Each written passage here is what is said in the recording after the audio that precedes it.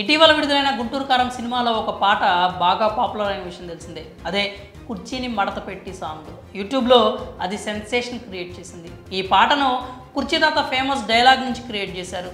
ఈ తాత యూట్యూబ్లో ఎంత ఫేమస్సో మనం ప్రత్యేకంగా చెప్పాల్సిన అవసరం లేదు. ఆ కుర్చీ మడతపెట్టి అనే ఒకే ఒక్క డైలాగ్తో సోషల్ మీడియా లోకం మాట్లాడుకునేలా చేశారు. ఇప్పటికీ ఈయన డైలాగ్ మీద మీమ్స్ వస్తూ ఉంటాయి. అలాంటి ఈయన డైలాగ్ని మహేష్ బాబు తన గుంటూరు కారం సినిమాలో పాటగా పెట్టుకోవడంతో ఆయన సంబరపడిపోయారు. ఆ తర్వాత ఓ ఇంటర్వ్యూలో మాట్లాడుతూ గుంటూరు కారం చిత్ర యూనిట్ తనను కలిశారని, త్రివిక్రమ్ శ్రీనివాస్ తనకు తర్వాత తీయబోయే సినిమాలో అవకాశం ఇస్తానని అన్నట్లుగా కుర్చీ తాత చెప్పుకొచ్చారు.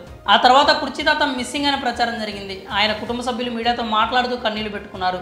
ఆ తర్వాత వరంగల్లో యూట్యూబర్ దగ్గర ఉన్నాడని తెలిసి ఊపిరి పీల్చుకున్నారు.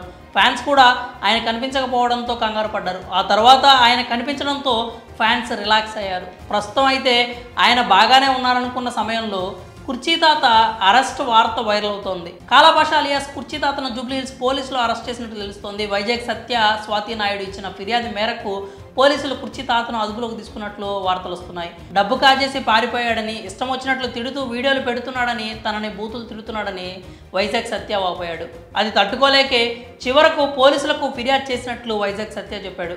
2 రోజులుగా అతని కోసం గాలించగా బుధవారం పోలీసులు కుర్చీ తాతను అరెస్ట్ చేసినట్లు వెల్లడించాడు. కుర్చీ తాత డైలాగ్ని వాడుకున్నందుకు మ్యూజిక్ డైరెక్టర్ తమన్ ఆయన్ని ఇంటికి పిలిపించుకొని ఆర్థిక సాయం కూడా చేశాడు. అయితే ఇదంతా జరగడానికి వైజాగ్ సత్య సహకరించాడు. అతని వల్లే కుర్చీ తాత తమన్ దాకా వెళ్ళగలిగాడు. ఆ విషయాన్ని తాతే స్వయంగా చెప్పాడు. కానీ ఎందుకో తాత చివరికి రివర్స్ అయ్యాడు. వైజాగ్ సత్య తనను మోసం చేశాడంటూ చెప్పడం స్టార్ట్ చేశాడు. అతను కనిపిస్తే నరికేస్తా, చంపేస్తానంటూ కామెంట్స్ చేస్తున్నాడు.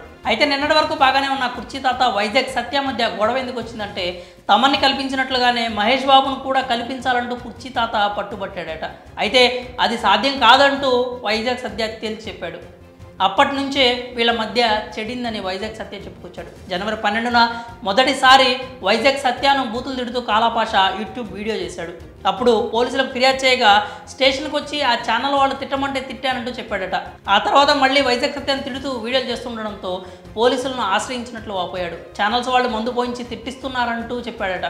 అతని బూతులు తట్టుకోలేకే వైజాగ్ సత్య చివరికి పోలీసులతో అరెస్ట్ చేయించినట్లు చెప్పుకొచ్చాడు. మరి కుర్చీ తాత అరెస్ట్ కావడంపై మీ అభిప్రాయాలని కామెంట్స్ రూపంలో తెలియజేయండి.